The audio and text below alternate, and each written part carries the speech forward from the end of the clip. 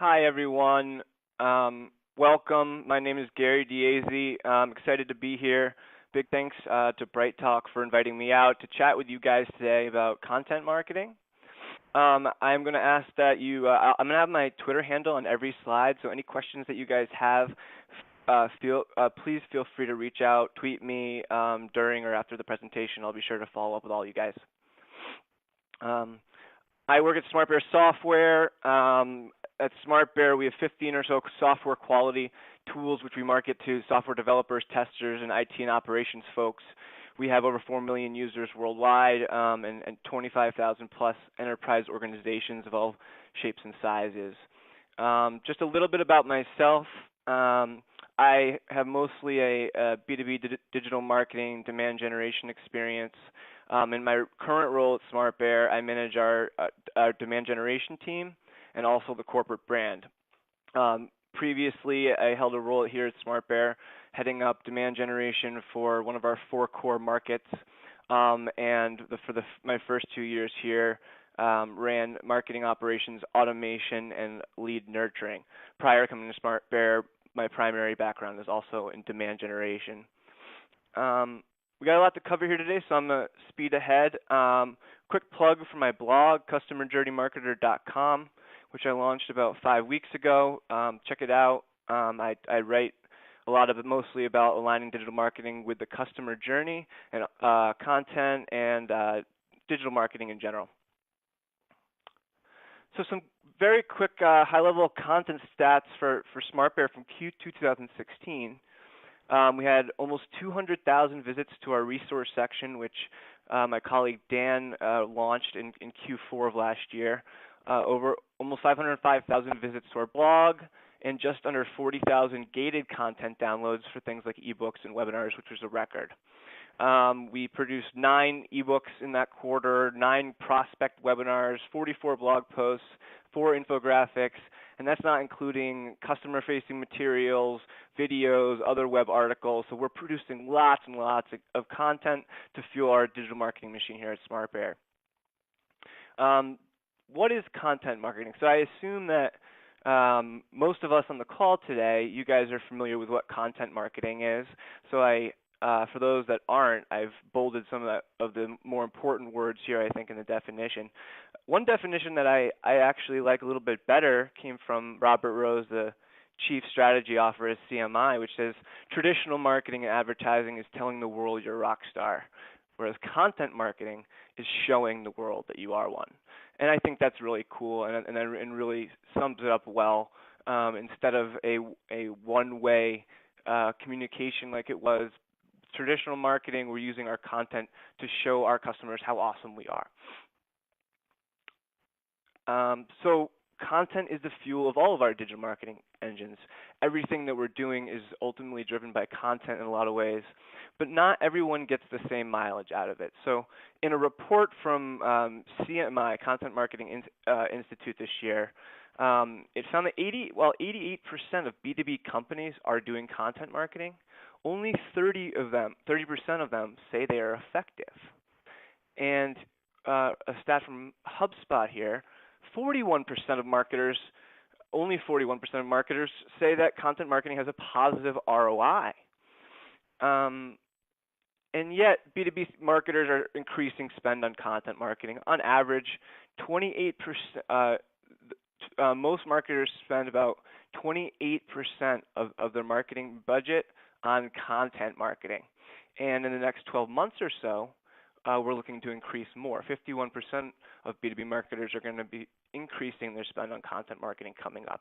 Even those that are least effective at content marketing are also looking to increase their spend. And yet, 70% are not being effective, which means that's a lot of ROI down the drain, a lot of dollars being spent that aren't impacting the bottom line for the business.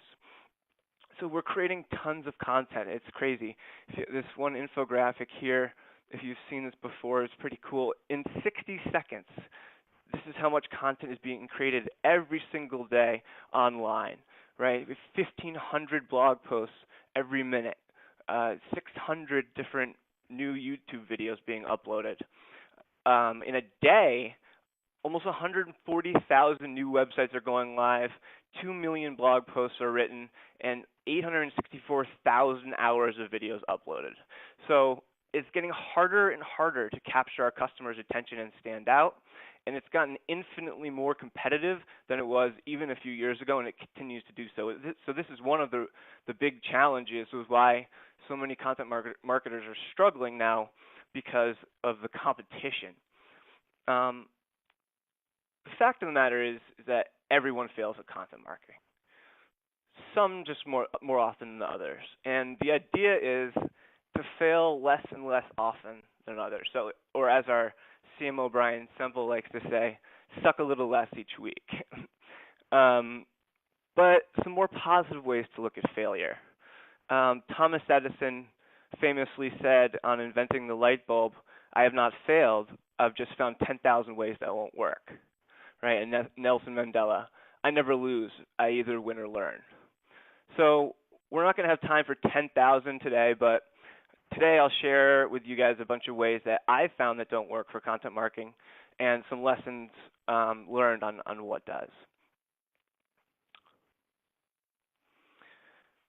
So the 7 P's of the content marketing life cycle.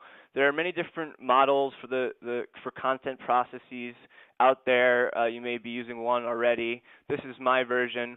And for the format of today's session, I'm going to walk through each step of this cycle and point out some ways where we can make some mistakes and some ways we can be more effective. Starting with personas and customers, because in content marketing and everything in digital marketing, everything needs to revolve around our customers.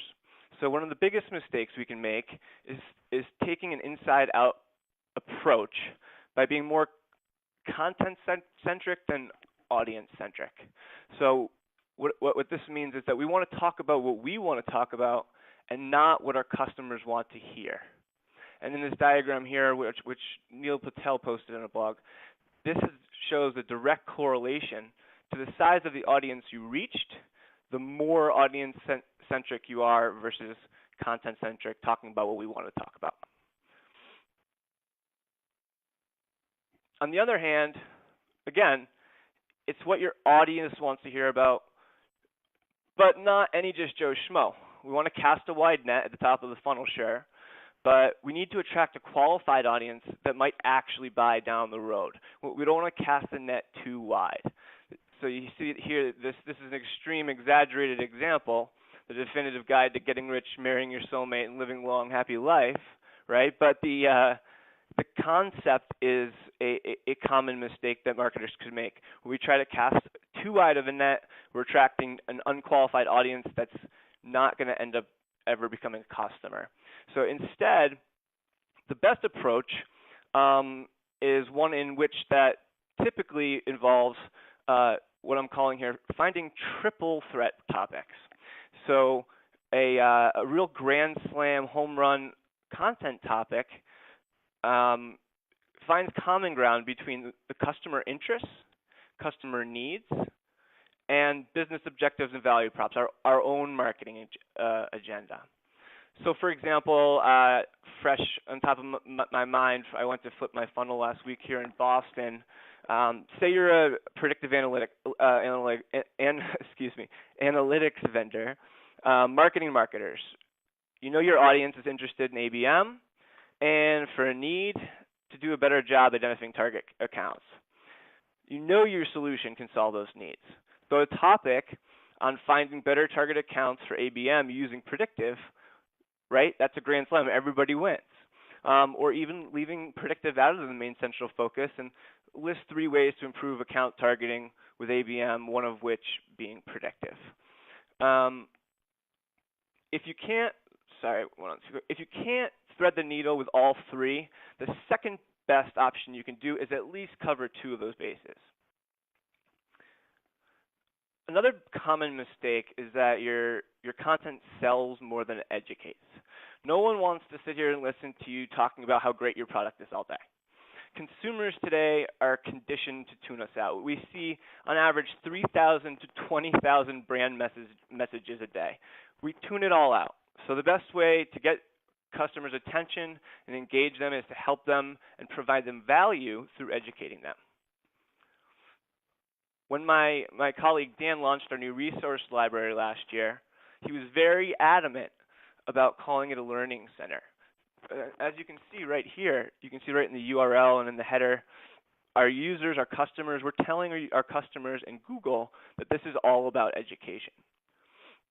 Another quick example, one of the most popular series we've had is this 101 series over time. And these are ebooks like here, REST 101. You can already see with the 101 phrase, right?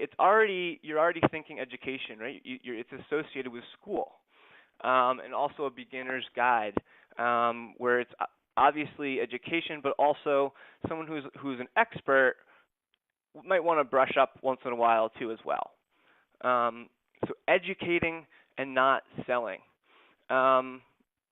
And then you have what I call pulling a Trojan horse. So you say, okay, we're going to educate, and you package it all up, and it's educational content on the outside, and then a customer goes and downloads it, they fill out the form, they get inside, and all of a sudden, I'm duped again. They're selling the product and service.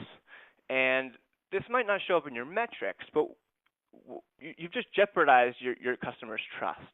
This can be just as bad as an unsubscribe, because the next time they see some of your content and go to engage with you, if they don't trust you, they're not going to engage with you again.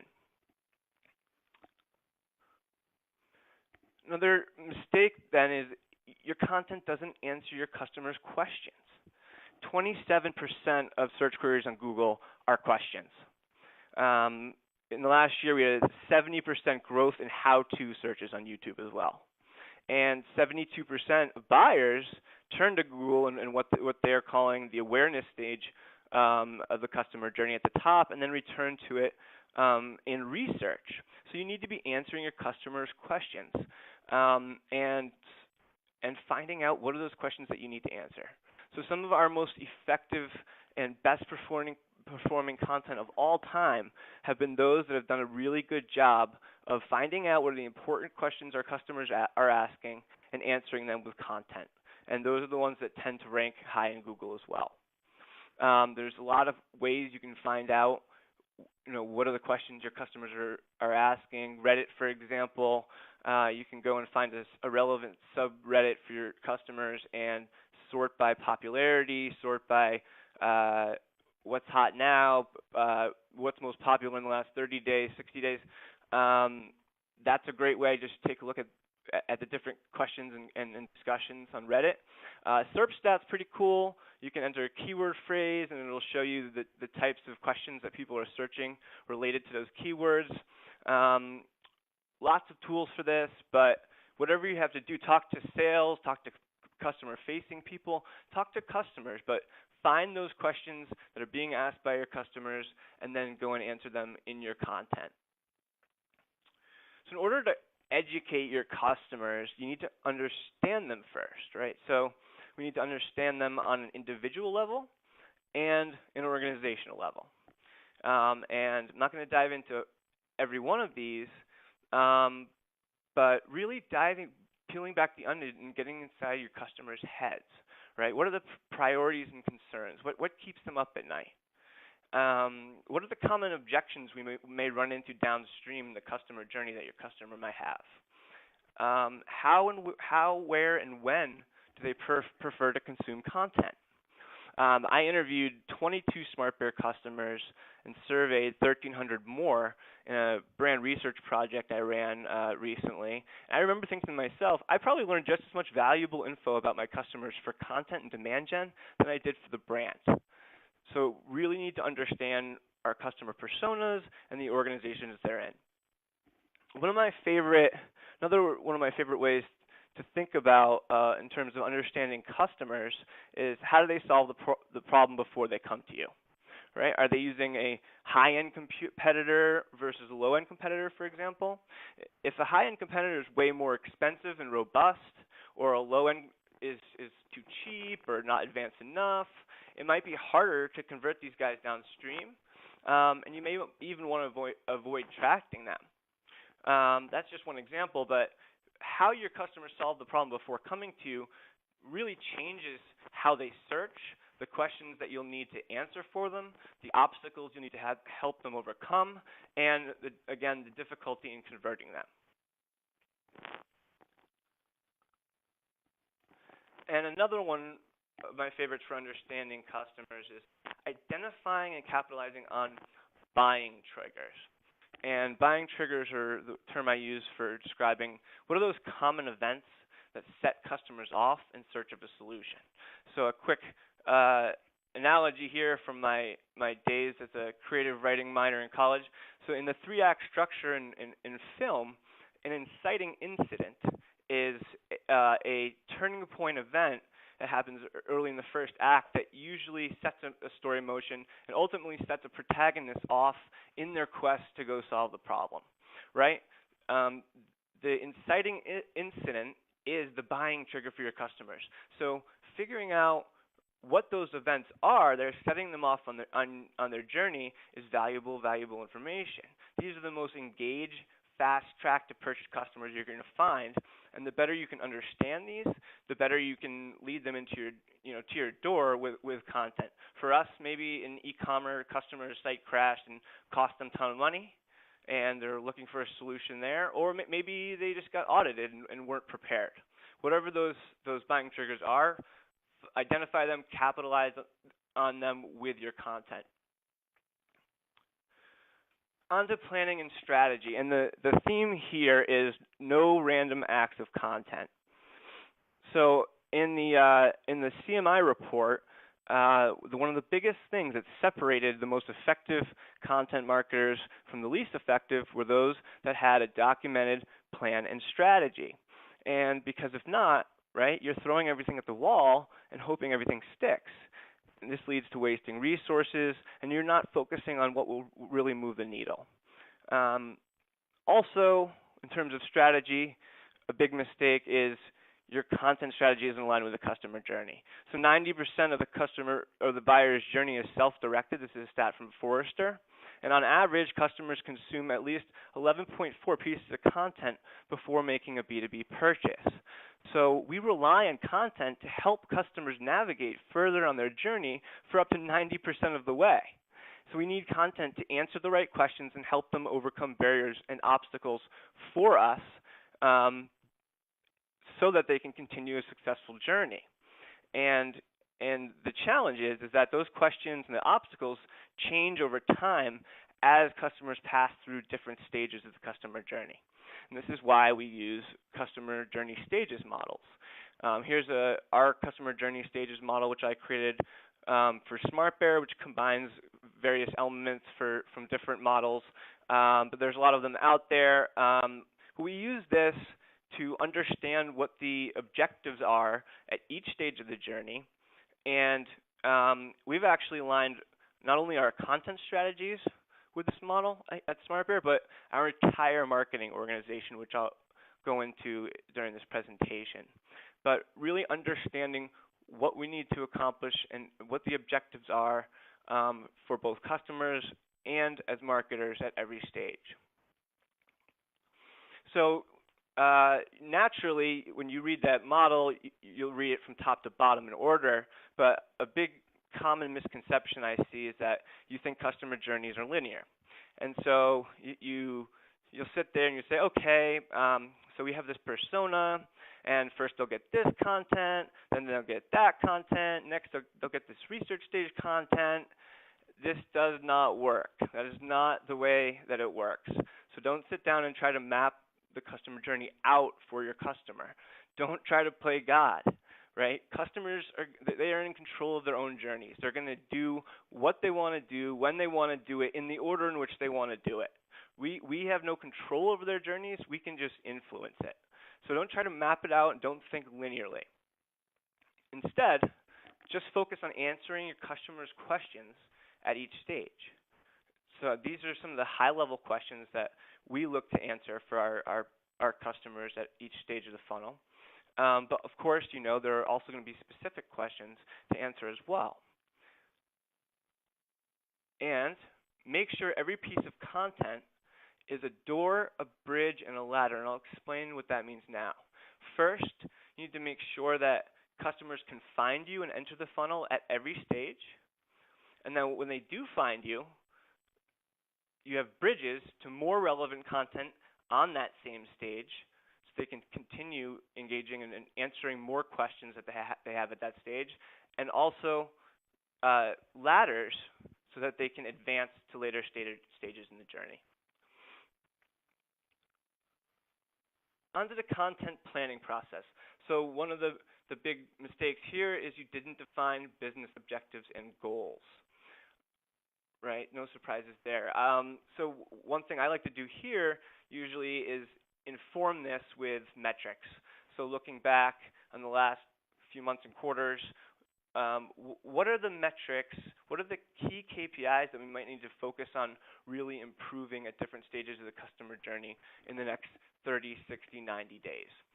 And from there, we're setting our objectives. Now, objectives typically will run a little bit longer than 30, 60, 90 days, usually up to a year, 6 months to a year, because in terms of effectiveness, you need to have them running longer in order for you to truly get there. An objective, for example, might be taking market share from a competitor, establishing yourself as a leading authority on the subject, reaching a new market segment or audience, or educating the market to create demand for a new solution.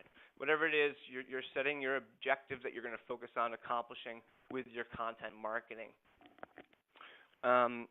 Next, we have themes. Now, this is optional, but it's something that I've always found very helpful.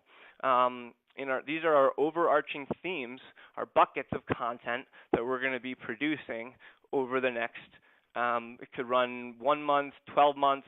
Typically, I prefer around 90 days or so. Also, I prefer not to do more than 3 or 4 of these at a time. And these are super helpful in a lot of ways, but they really help you focus your resource on the needle movers. It helps you build authority on the topic and SEO ranking by creating lots of content on all the different subjects surrounding a certain topic. And it really helps you stay on track so that you're not creating lots of content topics or that are not focused on your goals. On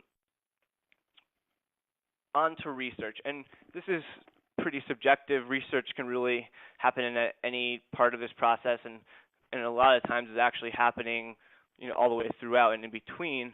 But not taking time to put in your research is a huge way your content's going to fail. So as we talked about, your customer research, understanding their problems, their personas, and their conversion obstacles, what's getting in the way of them closing downstream, what questions they're asking, competitive, right? So looking at your competitors and seeing how their messaging differs to yours, how you're matching up strengths, weaknesses wise, but what topics are they talking about in their content? Should we be talking about something similar that they are? Should we be talking about something differently that we're already talking about to differentiate ourselves from them? Also with competitive research, we have keyword research, right? So we use SEMrush for this mainly, and we want to be looking at how are we ranking competitively? What words are we currently ranking for? What do our competitors rank on? And where are the opportunities for us to rank for new keywords and gain traction against the words our competitors are ranking for? And of course, looking for trends in the marketplace. So really putting in time to do your research is always worth it. You're going to end up with much smarter content. Next, another mistake we can make is you create new content without understanding what you already have. And that's where a content audit comes in. So with a content audit, we're identifying opportunities and gaps, right? We're looking at places in the customer journey where we need to fill gaps with our content. And these are a bunch of different considerations. Also, during a content audit, I'm not going to hit on all of them here, but things like not only just numbers of assets per stage, but performance of assets, right? You could have 150 articles at the education stage, but that doesn't necessarily mean they're driving enough traffic for you. You're looking at where we have our content. Are they in the right places? Our distribution, are we done enough with distribution for our content? Are there opportunities to optimize, to enhance, and to repurpose? And again, on keyword research.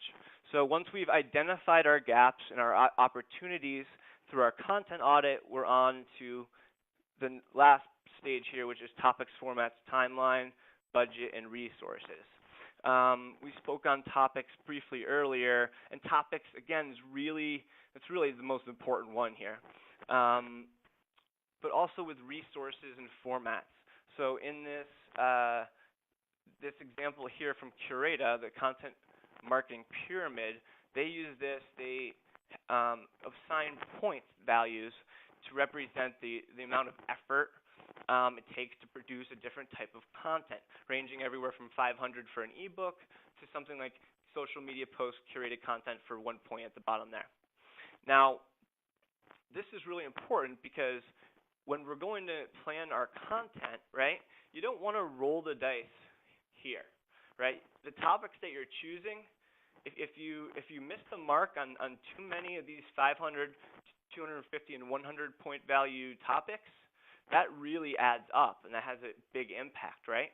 So instead, we want to experiment down here. Experiment down here and make sure that the things that we're spending our time, budget, and resources on are really tried and true topics that we're truly confident in.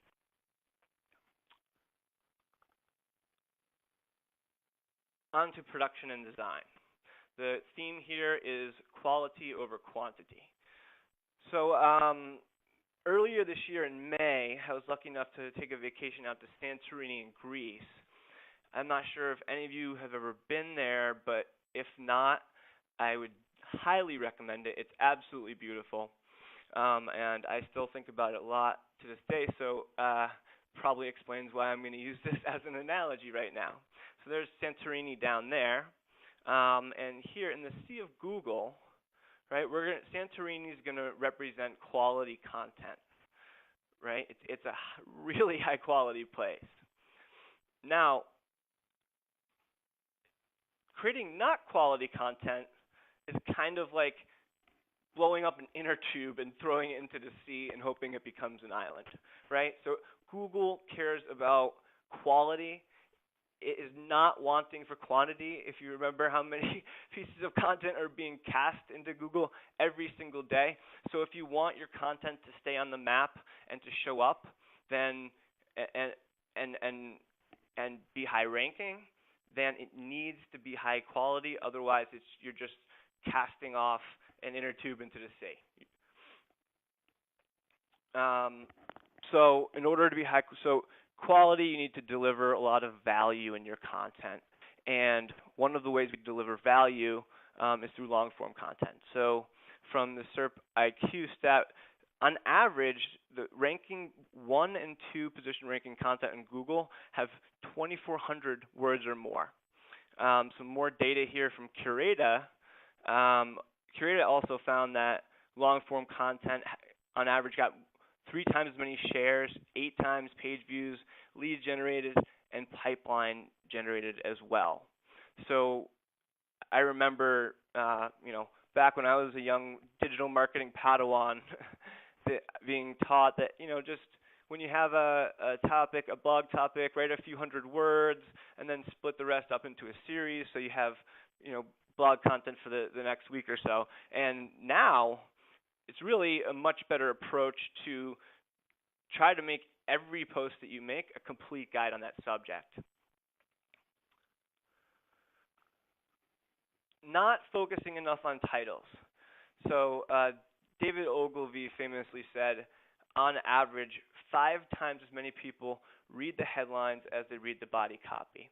I will go as far to say that the title is just as important as the body copy or the actual content itself.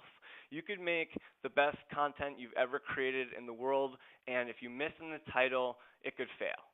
So title is crucially important. So it might be hard to read the stat from CoSchedule here, but traffic could vary up to 500% because of your headline, right? So with 20,000 messages we're engaging with, or flying by every single day, titles are the way that we stand out. So a few title tips. Google displays 50 to 60 characters of title. So one tip I've picked up is that if you keep titles under 55 characters, 95% of them will display properly. Otherwise, if they're too long, they're going to run off, and you're not going to be able to see the title. A couple tools for this. There's Co-Schedule Headline tool, which also gives you some other analysis to grade your title, and Yoast, which is a WordPress plugin, which I use.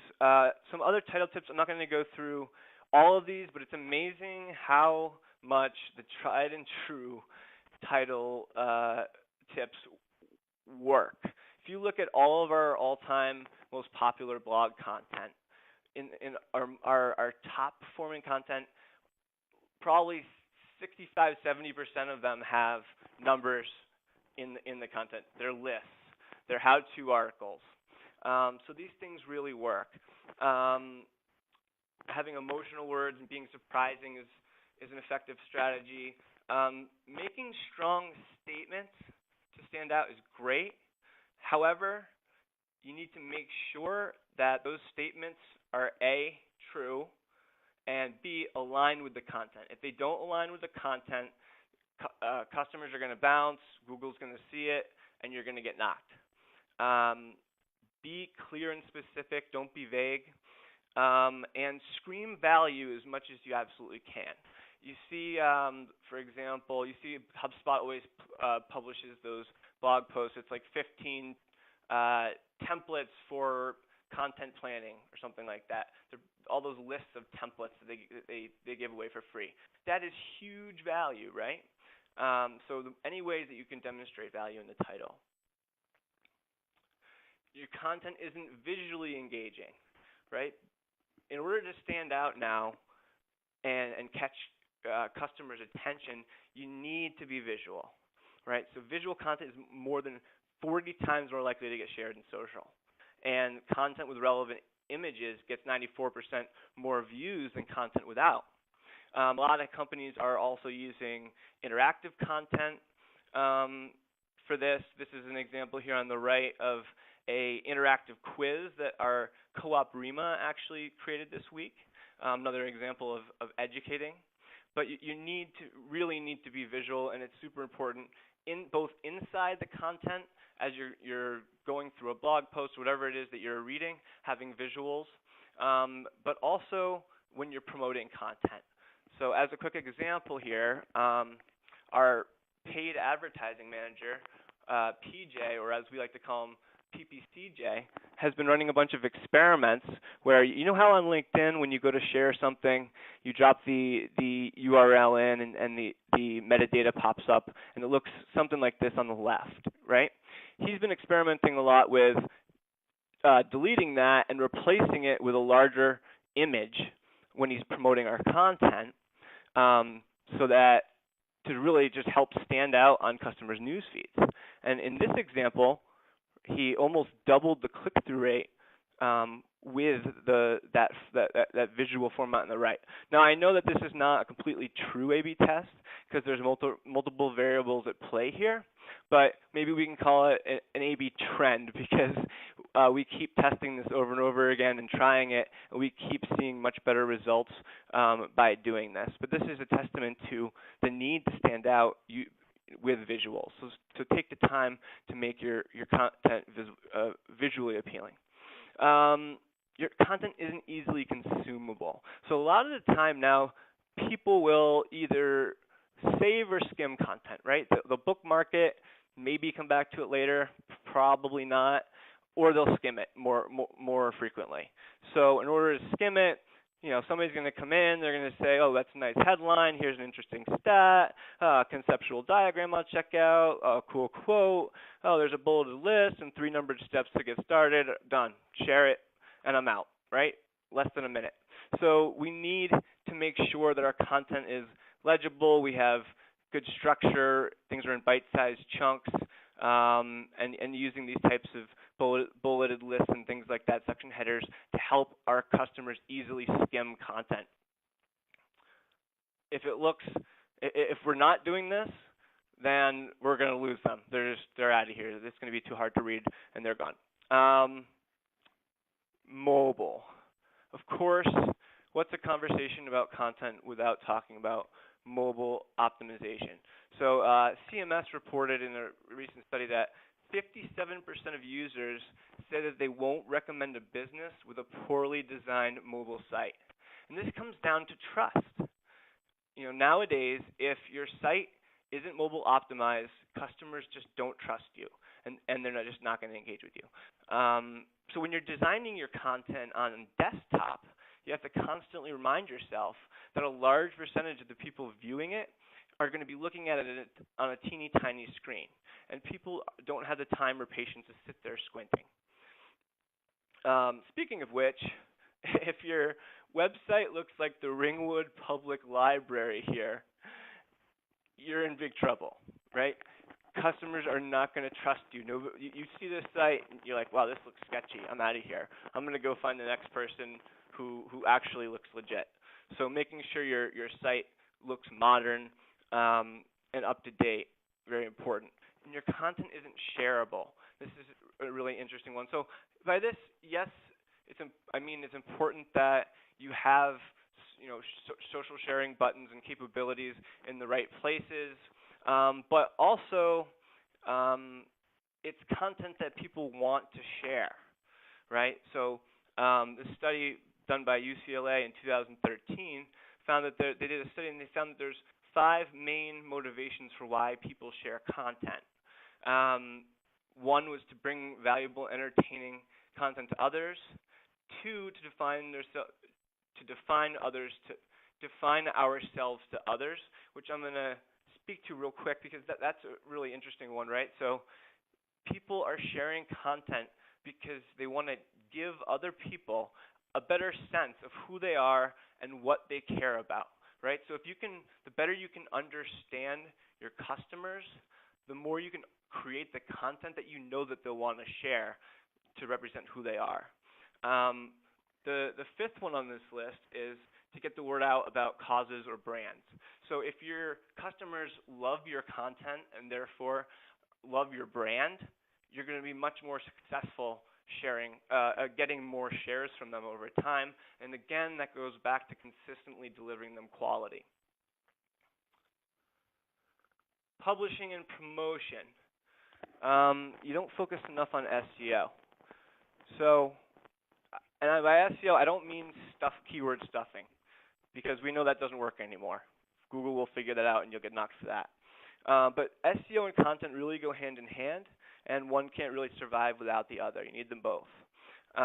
So on the right here is a chart that shows some of Google's components of Google's ranking algorithm. Right? We still need technical SEO, on-site SEO, things like H1s, title tags, anchor texts, off-page SEO as well, and then things like your site architecture, hierarchy, and how your content is organized can really impact how Google crawls your site and recognizes your domain as an authority. So if you're not paying enough time and attention to SEO, it's really important that you start doing that more. Content is inconsistent. So inconsistent, in terms of cadence. So this is from HubSpot. A study found that the highest traffic driving blogs post on average 16 times per month. And what we're doing here is we're telling our users with our cadence that they can depend on us as a trusted source of content. And it's telling Google the same thing. And typically, as is the case, what is important to customers is important to Google. So a steady cadence of content, which again takes planning, and cross-channel messaging, we have to be consistent, and our brand, right? So everything from fonts, colors, voice and tone, visual guidelines. Content in many ways is one of the leading drivers of B2B brands, right? Just look at HubSpot, for example, right? A hugely, widely known, strong brand, which was created largely through their content marketing. So we need to be consistent with that so your customers and fans start recognizing your brand. As much as I love the movie, this is not true when it comes to content. If you build it, they will come from Field of Dreams. A big myth in content marketing. If you publish content, your audience is not going to automatically show up to read it. So you need to focus more on distribution.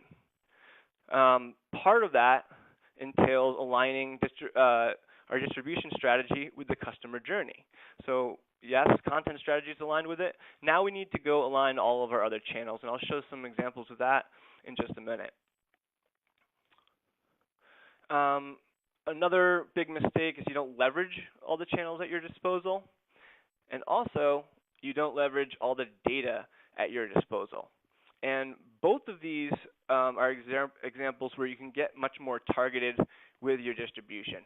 So when you go and publish new content, right, you're going to do your typical 1 post on Facebook, 1 post on LinkedIn, 3 to 6 posts in the first week on Twitter, but it really can pay off to go the extra mile and go seek out communities and places that are where you're going to find target audiences that are going to be more interested in this specific topic, right? Finding LinkedIn groups, Google Plus circles, Reddit, subreddits, wherever it is, go find the targeted groups that are most interested in this particular topic, and that will really pay off.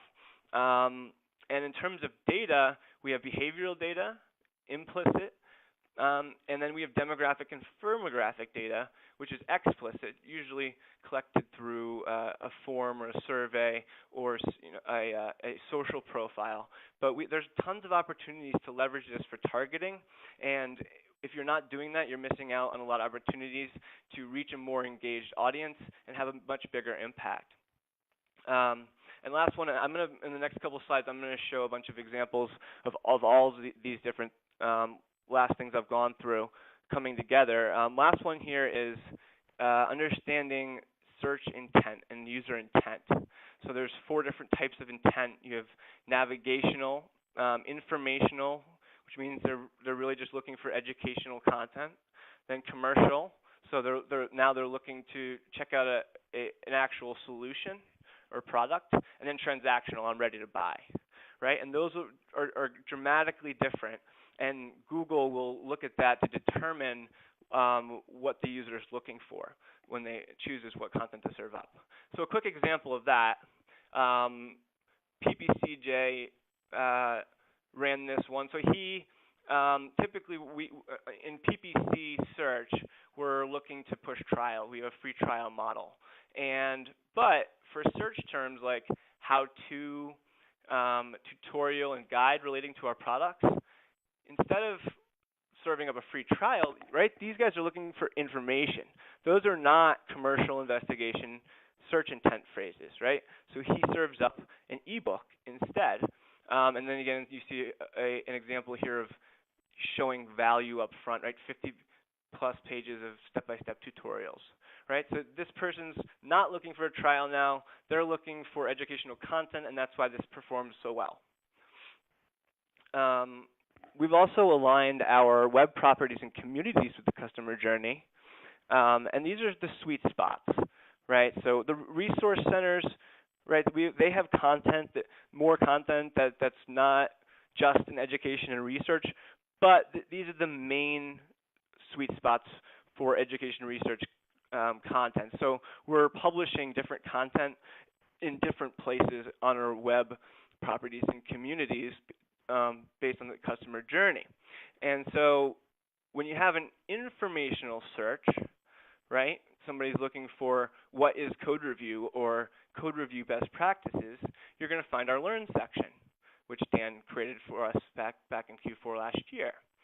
But if you search for code review tools or tool or solution, then you're going to find, through a commercial search, you're going to find our product section. Or a transactional search, you're going to find our product section. And then PJ also uses this data to target ads by what level of the customer journey they might be in. So, for example, if someone's looking at, going to the resources section, right, they're in the education or research stage, instead of a trial, he's going to remarket them with an ebook. And same thing for the product section. If someone visits the product section and hasn't visited the thank you page for the trial, we're going to go after them with a trial. And he'll also alternate in open source as well off of our open source site, both messages to see which one's going to work. And so it's leveraging data to really understand what ads are the right ones to offer, the right ones to serve up based upon their stage of the customer journey, right? And so we're much more effective when we're able to do this. Another example that PJ does very frequently is using behavioral data based on a topic.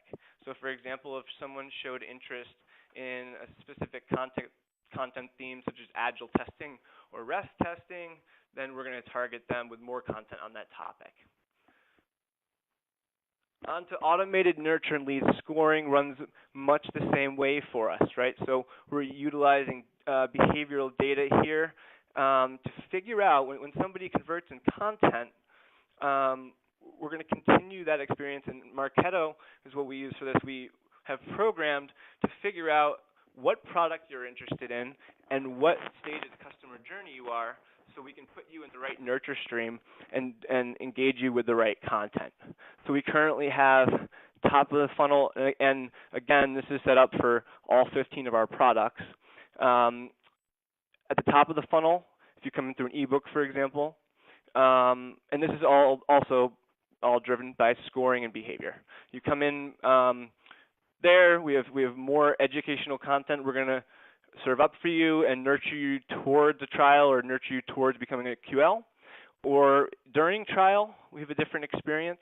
And then after a trial, so later in the customer journey where we're focusing on converting you into an opportunity or opportunity to close, the experience is going to change as well, and the content will change as well. So this is all dynamic, and our results are much, much better. And because if you're not doing this and not targeting using your data and just marketing the same way to everybody, you're just losing tons of opportunities to get them the right content. And capitalizing on conversion opportunities. So we use a lot of secondary calls to action. If you're driving a lot of traffic and you don't have an opportunity for them to convert on a form with something relevant, then you're wasting a lot of opportunities. So here's a quick example. We have an article here, REST API testing for beginners, and you have the ebook related to it right there as well, where you can convert. Also, after you download the ebook, on the thank you page there, then you have the opportunity to convert to a trial.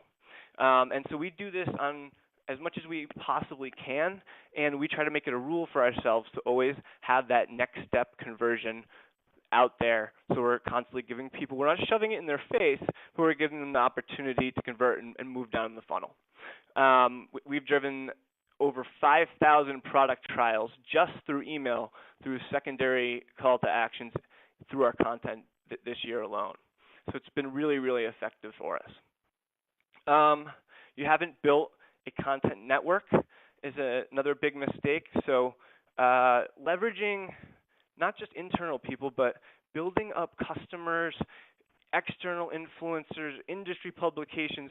Content marketing is largely relationship building, right? So the more of these guys we can leverage, the more when we go to publish something, they're all on our distribution team.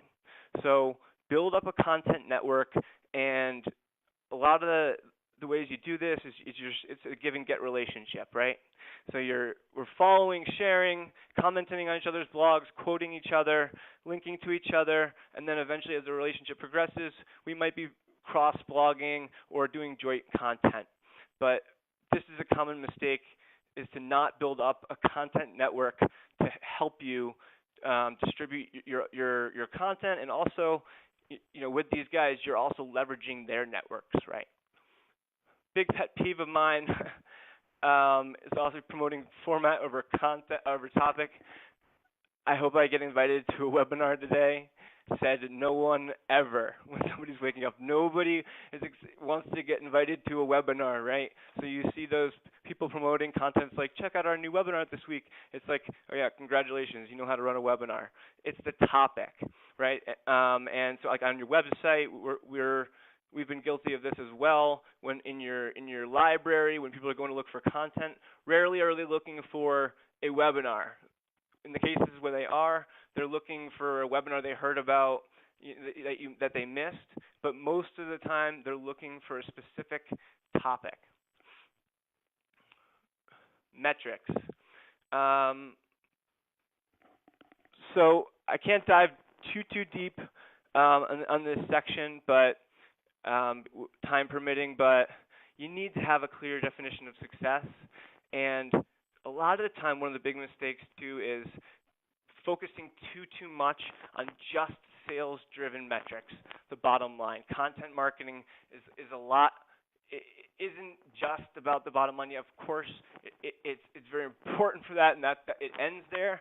But we need to also be thinking about engaging a wider audience and building up a following and growing a brand relationship. And that is not always going to show up in your conversion metrics. So just a few ways that we measure content performance. A couple examples. Organic visits is one of the best high-level senses of how our content is performing, driving organic traffic. Of course, we need to make sure that content's also converting downstream, which is where we're looking at with net new leads and qualified leads. Engagement metrics are important, right? That's going to help us. Google looks at that as well, and it gives us a sense of. So if our customers are really engaging with our content, Google's going to look at that and see that it's high-quality content. And then for sales and pipeline, I use opportunities influence reporting in Salesforce.com, and some important tips for that. I like to look at both dollar amounts and the number of opportunities, which is important, because if you have one deal that's $1 million or just a huge amount, then next time you run the same thing and maybe you got lucky that first time with that deal size and it doesn't happen again the same way. I just ran a campaign that I had gotten sort of lucky the last time. So looking at the total number of opportunities is really important. And I also look at the number of downloads of that content and the conversion rate to the opportunities as well.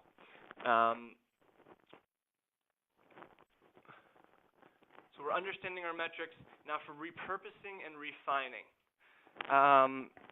One of the best ways you can go about this is, so as an analogy, for an eco-friendly car, it's a lot easier to make a car eco-friendly if you design it that way from the start than to take a car that's not eco-friendly and try to make it eco-friendly, right? It's much the same way with content. So if you're designing content, it should be evergreen as much as possible. And will this be relevant 3 months from now, 3 years from now? Evergreen content is defined as SEO content that remains relevant and fresh over time. Some examples of things that aren't evergreen here, but designing topics that are going to keep providing value and getting traffic in the long term. Also, designing content for repurposing, I'd highly recommend outlining your content as much as you can, and you can do some, if you're really planful and strategic about it, one tip is to make all the chapters and subchapters in your outline standalone topics so that they can later be repurposed into standalone content assets. Marketo are absolute kings at this. If you look at this example here, this first chapter they repurposed into a guide which currently ranks #1 for what is lead generation. They also repurposed this into 11 plus more assets all from this one definitive guide they created. So a really, really smart approach to pack such a larger punch with your content. You can do the same thing with your webinars with an outline ahead of time, and we use webinar transcriptions and transcribe all of our webinars afterwards, turn them into ebooks, and then repurpose the chapters of the ebooks. Also, when you're repurposing webinar slides for SlideShare, it's my belief that if your webinar deck isn't optimized for SlideShare, it probably wasn't optimized for the webinar. So I hope my slides here today have been a good experience for you guys. If not, I'd love to hear your feedback. But optimizing your webinar slides so that they can go on SlideShare as well is a great approach. And I'm out of time here, but really at the core of everything is your team and the process. So it really takes a team. So Ryan Pinkham is our content marketing manager, and he deserves a ton of the credit for a lot of our content marketing successes, but really it's a shared credit of all these guys at all different stages of this process that you need to have on your team in order to execute. And if you have a smaller team, you need to at least have the skills in all these different areas. And when you have a great team, you still need a great process. So we use agile marketing here to manage our process, and we use Jira. I'd be happy if anybody's interested to learn more about that. Reach out to me after the webinar. But we put all of our stuff planned in our agile sprints in Jira. You can see this is all the tasks associated to one webinar that we have to execute. And this is super important for keeping us efficient and making sure that our content machine is rolling on all cylinders. Last point, if you thought that you're going to have overnight success like Twista here, content marketing success does not happen overnight. It takes time, so do not give up. Thank you guys so much for joining me today. I hope you found it helpful, and big thanks to Bright Talk for having me out.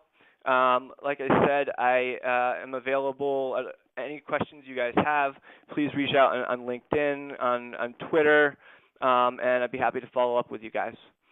And thank you so much for having me. It's been a pleasure.